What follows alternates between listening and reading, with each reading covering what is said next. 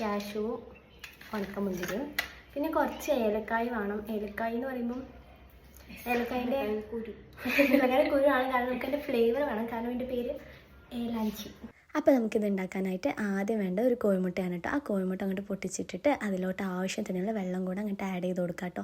നമ്മൾ ഈ മൈദപ്പൊടി ഇതിലിട്ടിട്ടാണ് നമ്മൾ അരച്ചെടുക്കുന്നത്, അതുകൊണ്ടാണ്. അപ്പോൾ ഈ മൈദപ്പൊടി ഇടുക, ആവശ്യത്തിന് എത്രയെന്ന് വെച്ചാൽ അതിടുക. ഇതിനൊരളവൊന്നുമില്ല കേട്ടോ. പിന്നെ കുറച്ച് മഞ്ഞൾപ്പൊടി ഇടുക, അതിൻ്റെ ആ ഒരു കളറ് കിട്ടാൻ വേണ്ടിയിട്ടാണ്. പിന്നെ പഞ്ചസാര ഇടണം, ഞാൻ ഇതിൽ കാണിക്കാൻ വിട്ടുപോയതാണ്. പിന്നെ നമ്മൾ അത് നല്ലപോലെ അരച്ചാണ് മാറ്റി വയ്ക്കുക.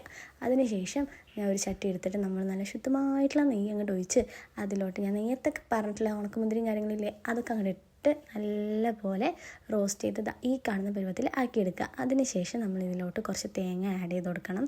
തേങ്ങ മെയിനാണ്. നമ്മൾ ഫില്ലിങ്സിന് എത്രത്തോളമാണോ ആവശ്യമുള്ള അത്രത്തോളം എടുക്കുക. അതിലോട്ട് നമ്മൾ കുറച്ച് പഞ്ചസാരയും കൂടെ ആഡ് ചെയ്ത് കൊടുക്കുക കേട്ടോ. നല്ല മധുരമുള്ള സംഭവമാണിത്. അപ്പോൾ അതിനനുസരിച്ച് പഞ്ചസാര അങ്ങോട്ട് ഇട്ടോളി, ഒന്നും നോക്കണ്ട. ഇത് നല്ലപോലെ ഒന്ന് റെഡിയാക്കി എടുത്തിട്ട് നമ്മൾ നേരത്തെ റെഡിയാക്കി വെച്ചിട്ടുള്ള മാവ് കൊണ്ട് ഒരു ദോശ പോലെ നമ്മൾ ചുട്ടെടുക്കുക.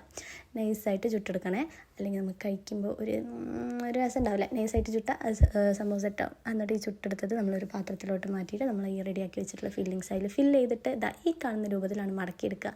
പിന്നെ എന്താ നോക്കിയിരിക്കുന്നത്, ഇതങ്ങോട്ട് കഴിക്കുക, ഒന്നും പറയാനില്ല. ഓക്കെ ബൈ, അടുത്ത വീഡിയോ കാണാം.